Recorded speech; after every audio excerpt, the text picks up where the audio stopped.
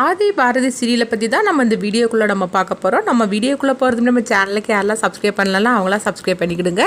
பக்கத்தில் உள்ள பெல் பட்டனை கிளிக் பண்ணுங்க. வாங்க வீடியோக்குள்ளே போகலாம். ஆதியும் பாரதியும் கோயிலுக்கு அழைச்சிட்டு போகிறாங்க. அப்போ எப்படியாவது ஆளிக்கு பழசெல்லாம் ஞாபகத்துக்கு வந்துடும் அப்படின்னு சொல்லிட்டு திட்டம் போட்டே தான் பாரதியோட பாட்டி அவங்க ஆதியை கோயிலுக்கு அழைச்சிட்டு போகிறாங்க. இங்கே பார்த்தோம்னா மித்ரா சொல்கிறாங்க, பாரதியை இதோட கதையை முடிச்சிட வேண்டியதான், இதுக்கு மேலே அவளை விட்டு வச்சிருந்தா கண்டிப்பாக ஆதி எனக்கு கிடைக்க மாட்டார், ஆதி எனக்கு கல்யாணம் கூட பண்ணிக்க மாட்டார், அதனால நான் ஒரு முடிவுக்கு வந்துட்டேன், பாரதியோட கதையை முடிச்சிட வேண்டியது அப்படிங்கவும் உடனே சுதாகரும் மித்ராவுக்கு சொல்கிறாங்க, ஆமாம் மித்ரா நீ என்ன நினைக்கிறியோ அதே மாதிரி செஞ்சிரு அப்படிங்கவும் அடுத்து பார்த்தோம்னா மித்ரா சில ஆட்கள் எல்லாம் அங்க கோயிலுக்கு அதாவது காஞ்சிபுரத்துக்கு அனுப்பி விடுறாங்க. இதுக்கு மேலே பாரதியை நம்ம இருக்க விட்டோம்னா அதோட நம்ம கதையை முடிச்சிருவா, அதுக்கு முன்னாடியே அவள் கதையை நம்ம முடிச்சிட வேண்டியதான், எனக்கு எப்படியாவது ஆதி கிடைச்சே தீரணும், ஆதியை நானும் கல்யாணம் பண்ணிக்கிட்டு இதோட இந்த ஊரை விட்டே நாங்கள் போக போகிறோம் அப்படின்னு மித்ரா சுதாகர்கிட்ட ரொம்பவே ஆவேசத்தோட சொல்லிட்டு இருக்கவும் சுதாகரும் சரி அப்படின்றதாங்க. அடுத்தங்க பார்த்தோம்னா மனோவை தான் காட்டுறாங்க. மனோ அபியும் அவங்க ரெண்டு பேரும் காரில் சேர்ந்து போகிறாங்க. இதை பார்த்துட்டு மீனாவும் அவங்க அம்மாவும் எரிச்சலோடு இருந்துட்டு இருக்கிறாங்க. அப்போ மீனாவோட அம்மா சொல்லிட்டு இருக்கிறாங்க, என்னடி இங்கே நடந்துகிட்டு இருக்குது, அந்த பாரதி என்னன்னா ஆதியை அழைச்சிட்டு போய் சுத்திக்கிட்டு இருக்கிறா, பாரதியோட தம்பி மனம் என்னன்னா இந்த அபியை அழைச்சிக்கிட்டு அவன் சுத்திக்கிட்டு இருக்கிறான், ஆக மொத்தத்தில் இங்க நடக்கிறது எதுவுமே சரியில்லை அப்படின்னு சொல்லவும் இதை சொன்னாக்கி ஓம் புருஷன் என்னன்னா நம்மளை போட்டு திட்டிட்டு இருக்காரு அப்படிங்கும் போது இப்போ மீனா சொல்லிட்டு இருக்கிறாங்க, ஆமாம்மா நானும் எவ்வளவோ எடுத்து அவர்கிட்ட சொல்லிட்டேன், ஆனாலும் அவர் நான் சொல்றதை காது கொடுத்துக்கிட்ட கேட்க மாட்டேக்காரு, என் தங்கச்சியோட வாழ்க்கையை நானே பார்த்துக்கிட்டுதுன்னு சொல்றாரு, இவர் என்ன பார்த்துட்டு இருக்காரு, போற போக்க பார்த்தாக்கி மனோவும் அபியும் கல்யாணம் பண்ணிக்கிட்டு மாலையங்கழுத்தமா ஒரு நாள் நிக்க போறாங்க, அப்பந்தான் இவங்களுக்கு உண்மை தெரிய வரும், அது வரைக்கும் நம்ம என்ன சொன்னாலும் சரிதான், இவங்க கேட்க மாதிரிக்கே தெரியல அப்படின்னு சொல்லிட்டு இருக்கிறாங்க. அடுத்து பார்த்தோம்னா மனவும் அபியும் அவங்க வெளியே போறாங்க.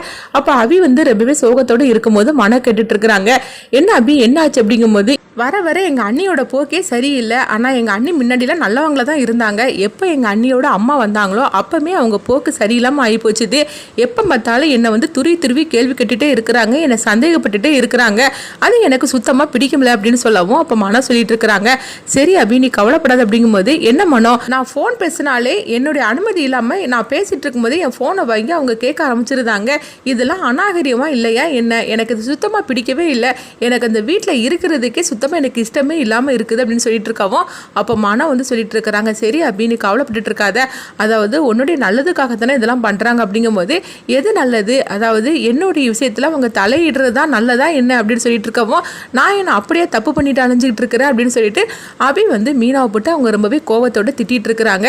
சரி ஆதியும் பாரதியும் அவங்க கோயிலுக்கு போகணும்னு சொல்லிட்டு இருந்தியா, அவங்களாம் கிளம்பி போயிட்டாங்களா அப்படிங்கும் போது ஆமாம் அக்காவும் ஆதிசாரும் அவங்க குடும்பத்தோட எல்லாருமே கோயிலுக்கு கிளம்பி போயிட்டாங்க, நானும் கிளம்ப தான் இருந்தேன், ஆனால் நீ கூப்பிட்டனால தான் நான் போகாமல் நான் வந்துட்டேன் அப்படிங்கவும் உடனே அபி மனோவை பார்த்துட்டு இருக்கிறாங்க, எனக்காக நீ எதையும் விட்டு கொடுத்துட்டு வந்துடுவேன்னு சொல்லி கேட்கும்போது என்ன அபி நீ இந்த பறிக்கு பேசிட்டு இருக்கிற அப்படின்னு சொல்லி கேட்கவும் இல்லை என்னால் உன்னை பிரிஞ்சு இருக்க முடியாது அப்படின்னு சொல்லிட்டு அவங்க தன்னுடைய காதலை சொல்லிக்கிட்டு இருக்கிறாங்க. இங்க பார்த்தோம்னா மீனா தான் கட்டுறாங்க. மீனா அவங்க அம்மாட்ட சொல்லிட்டு இருக்கிறாங்க, ஏம்மா இங்க போற போக்கே சரியில்லை, இவங்க ரெண்டு ஆளையும் என் புருஷனுக்கு ஏதாவது பிரச்சனை வந்துருமோன்னு சொல்லிட்டு எனக்கு பயமா இருக்குமா, அது இந்த மித்ரா லேஸ்பட்டவ கிடையாது, அவள் எதுக்கு துணிஞ்சவளாக்கும், ஆனால் இவர் என்னன்னா தங்கச்சி மேலே இருக்கிற பாசத்தில் இவர் எந்த எல்லைக்குனாலும் போவார், ஆக மொத்தத்தில் என்னையும் என் குழந்தையும் தவிக்க விட்டுட்டு இவர் தங்கச்சிக்காக எதையும் செய்யறதுக்காக துணிஞ்சவர், அதனால இவருக்கு ஆபத்து வந்துருமோன்னு சொல்லிட்டு எனக்கு பயமா இருக்குமா அப்படின்னு சொல்லிட்டு இருக்கிறாங்க.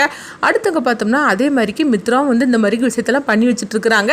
அப்போ இங்கே ஆதியும் பாரதி தான் காட்டுறாங்க, அவங்க குடும்பத்தோட அதாவது பாரதி குடும்பத்தோட எல்லாரும் கோயிலுக்கு போயிருக்கனால எல்லாருமே ரொம்பவே சந்தோஷப்பட்டுட்டு இருக்கிறாங்க. அப்போ அவங்க எல்லாரும் நைட்டு தங்குறதுக்காக ஒரு வீட்டுக்கு போகவும் அப்போ உடனே பாரதியோட பாட்டி சொல்லிட்டு இருக்கிறாங்க, எங்க பாருங்க இன்னைக்கு ராத்திரி ஆதியும் பாரதியும் ஒரே ரூம்ல நம்ம தங்க வைக்கணும் அப்படின்னு சொல்லவும் அது எப்படி பாட்டி முடியும் அப்படின்னு அதான் சொல்லிட்டு இருக்கிறாங்க, எப்படியாவது முடிஞ்சே தீரணும், எப்படியாவது ஆதியும் பாரதியும் ஒன்று சேரணும், அதனால நம்ம எப்படியாவது ஏதாவது சொல்லி அவங்க ரெண்டு பேரும் அந்த ரூமுக்குள்ள அனுப்பணும் அப்படிங்கவும் அதாவது ஆதியை கூட சமாளிச்சிடலாம் போல, ஆனால் அந்த பாரதியை சமாளிக்கவே முடியாது, அதனால என்ன பண்றதுக்கு அப்படிங்கவும் உடனே பாட்டி பார்த்தோம்னா ஒரு திட்டத்தை போட்டு கொடுக்குறாங்க. அதுபடி அவங்க ரெண்டு பேருக்கும் கூல்ட்ரிங்க்ஸ்ல எதுவே மறந்து கலைக்கிற மாதிரிக்கு அவங்க சொல்றாங்க. இது கிட்டதுமே லதா அதிர்ச்சி அடைகிறாங்க, என்ன பாட்டி நீங்க இப்படிலாம் பண்றீங்க அப்படிங்கும்போது ஆமாண்டி என் பேரனையும் பேத்தியும் ஒன்று சேர்த்து வைக்க வேண்டாமா, அதுக்காக தான் நான் இதெல்லாம் ரெடியாக தான் நான் கொண்டுட்டு வந்திருக்கிறேன், அதனால தானே அவங்கள அங்கேருந்து இங்கே நம்ம அழைச்சிட்டு வந்திருக்கிறோம், என்ன சாமி மட்டும் கும்பிட்டுட்டு நம்ம போகிறதுக்காகவும் வந்தோம், அவங்க ரெண்டு பேரும் எப்படியாவது ஒன்று சேர்த்து வைக்கணும், அது மட்டும் இல்லாமல் அதாவது ஆதிக்கு பழசெல்லாம் ஞாபகத்துக்கு படுத்தணும், அதனால தான் அவங்க 2 பேரும் நெருக்கமாக இருந்தால் தானே இதெல்லாம் நடக்கும் அப்படின்னு சொல்லவும் உடனே லதா வந்து சிரிக்க ஆரம்பிச்சிருந்தாங்க. பாட்டி, நான் உங்களை என்னமோ நினச்சேன், ஆனால் நீங்கள் இப்படிலாம் வந்து பிளான் போடுவீங்கன்னு சொல்லி நான் கொஞ்சம் கூட எதிர்பார்க்கவே இல்லை பாட்டி அப்படிங்கவும், ஆமாம் நீ இப்படியே சொல்லிட்டு இரு, நடக்கக்கூடிய வேலையை பாரு அப்படிங்கவும் உடனே ஆதித்யா பார்த்தோம்னா அவங்க ஆதி கூட படுக்க போறேன்ட்டு போகும்போது அப்போ பாட்டி வந்து சொல்கிறாங்க, அங்கே பாரு ஆதித்யா, இன்னைக்கு பாட்டி உனக்காக நல்ல கதையெல்லாம் சொல்லுவேன்னா, அதனால நீ ஏன் கூட தான் அந்த படுத்துக்கணும் அப்படிங்கவும் உடனே அப்படியா பாட்டி அப்படின்னு சொல்லிக்கிட்டு ஆதித்யா கேட்குறாங்க.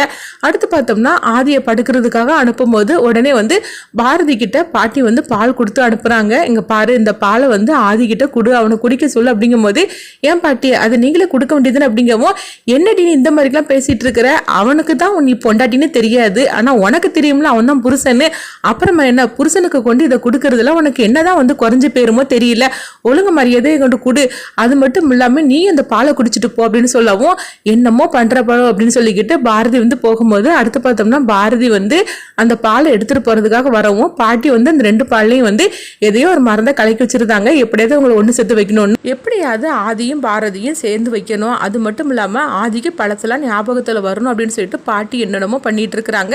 இன்னொரு பக்கம் பார்த்தோம்னா மித்ரா வந்து அதாவது அவங்க 4-5 பேரை ஆட்களை அனுப்பி விட்றாங்க, எப்படியாவது பாரதியோட கதையை முடிச்சே தீரணும் அப்படின்னு சொல்லிக்கிட்டு மித்ரா வந்து இங்கே ஆவேசத்தோடு இருந்துட்டு இருக்கிறாங்க. அடுத்தவங்க பார்த்தோம்னா வந்து பாரதி கிட்ட அந்த பாலை கொண்டு கொடுக்குறாங்க. பாட்டி இதை வந்து ஆதிக்கு கொடுத்துட்டு நீயும் குடி அப்படின்னு சொல்லவும் உடனே பாரதியும் எடுத்துட்டு போறாங்க. அப்போ ஆதி கிட்ட அந்த பாலை கொடுத்துட்டு அவங்க பாரதியும் அந்த பாலை குடிச்சதுமே, என்னது நம்மளுக்கு என்னமோ மாதிரிக்கு நடக்கிற மாதிரிக்கு தெரியுது, ஒரு மாதிரி தூக்கமா வருது அப்படின்னு சொல்லிட்டு 2 பேருமே சொல்லிட்டு இருக்கிறாங்க. அடுத்துங்க பார்த்தோம்னா மித்ரா வந்து நினைக்கிறாங்க, எப்படியாவது பாரதியோட கதையை சீக்கிரமா முடிச்சுட்டு நம்மளுக்கு ஃபோன் வரும், அது மட்டும் நம்மளுக்கு வரணும்னு சொல்லிக்கிட்டு அவங்க ஆவேசத்தோட அவங்க காத்துட்டு இருக்கிறாங்க. அடுத்ததுங்க பார்த்தோம்னா வனவும் அபியும் வெளியே போனவங்கள ரொம்ப நேரம் ஆகியும் காணவே இல்லாதனால இங்க பார்த்தோம்னா மீனா வந்து ரொம்பவே அதிர்ச்சியோடு இருந்துட்டு இருக்கிறாங்க. அபியும் மனவும் 2 பேரும் சேர்ந்து போனாங்க. இவ்வளவு நேரம் ஆனதுக்கு அப்புறமா 2 பேரும் ஆளா காணல அப்படின்னு சொல்லிட்டு ரொம்பவே பதட்டமா இருந்துட்டு இருக்கிறாங்க. இப்படி விறுவிறுப்பா எடுத்துட்டு போறாங்க. அடுத்து என்ன நடக்க போன்னு சொல்லி நம்மளும் வெயிட் பண்ணி பார்க்கலாம்.